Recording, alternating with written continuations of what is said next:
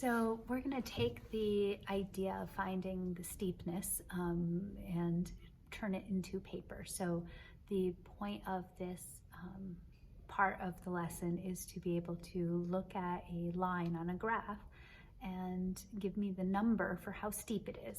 Again, that number is called slope.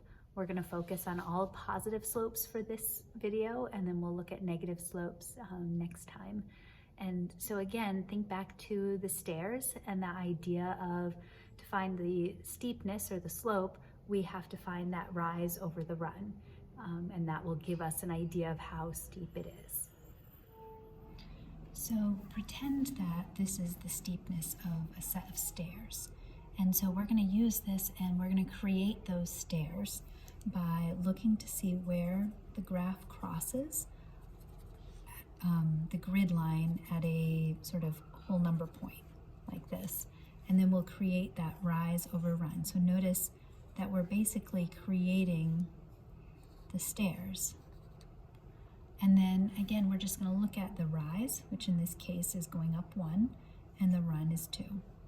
And that should be consistent 1 over 2, 1 over 2, 1 over 2.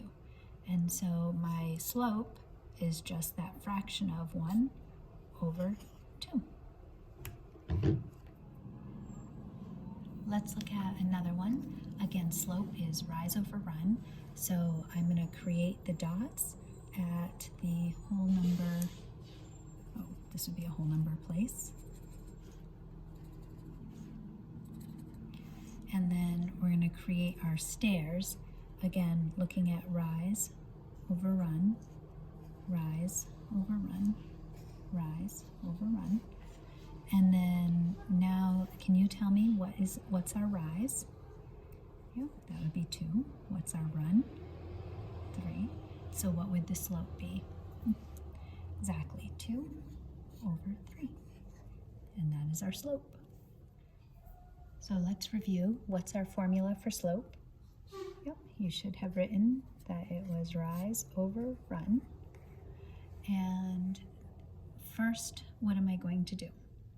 Yep, I am going to place my dots and make my stairs.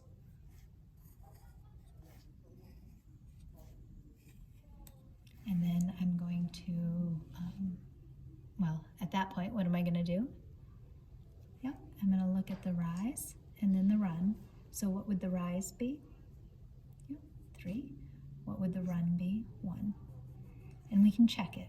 Should be 3 over 1, 3 over 1, 3 over 1. So then what would my slope be? Yep, 3 over 1.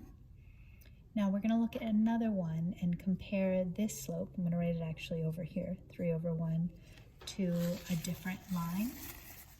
So we're going to compare this slope, or this line has a slope of 3, to this line. So first let's find the slope. So again, what's the formula for slope? Yep, it would be rise over run. So what would I do next? Yep, I would place my dots and make my stairs. So what would the slope be for this one? Yep, we would rise 1, run 1. So my slope would be 1 over 1 or just 1.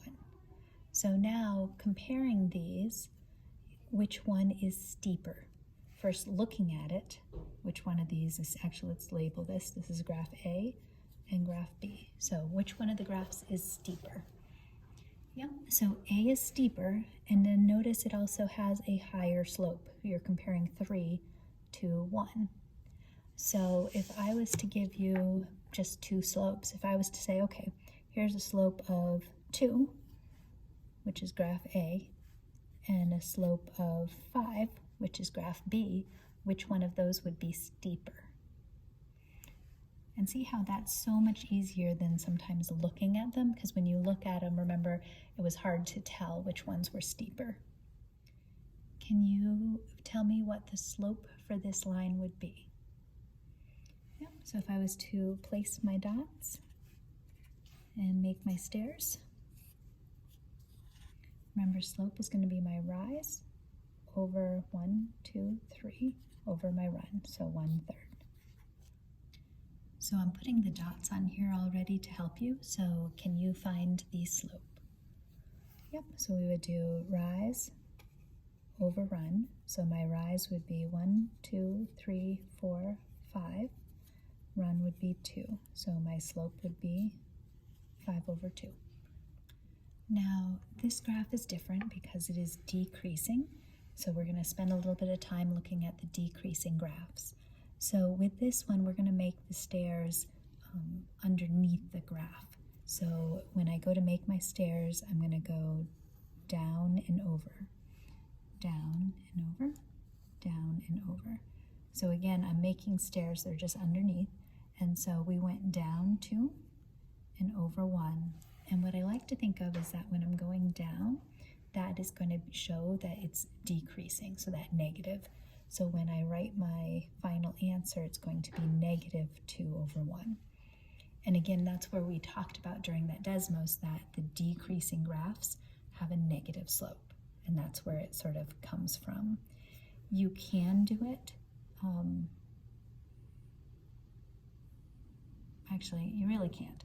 So if you were to try to do the graph where the stairs were going up and over, you could. It would be 2 and then a negative 1, but it just gets to be sort of messy and awkward. So I think it's a lot better just to get in the habit of always thinking of it as going down and over. And whenever you go down, that's that negative. So I made our points already. Remember that I'm going to go down and over. And can you tell me what the slope of the line would be? Yep. So we would have gone down 3 and over 2. So my slope is negative 3 over 2. Can you find the slope of this one? Yep. So it would be going down and over. So down 3 and over 2. So negative 3 halves. Can you find the slope of this line? Yep, so this one is decreasing, so I'm going to go down and then over. So it's down 3 and over 4. So it would be negative 3/4. Can you find the slope of this line? So hopefully I didn't trick you because this one is increasing. So we're just going to go rise over run. So rise 1, run 3, and it would be 1/3. Can you find the slope of this line? So it's decreasing, so we're going to go down and then over. So we went down 1, 2, 3, 4 over 1, so it would be negative 4 over 1, or a better way in some ways is just negative 4. So using the points that I already put on here, can you find the slope of this line? Yep. So we would draw our stairs. Again, it's decreasing, so we're going to go down first and then over. And we're going to use that formula rise over run. So I'm going to rise or go down 1 and then run 3. So my slope is going to be negative 1 over 3.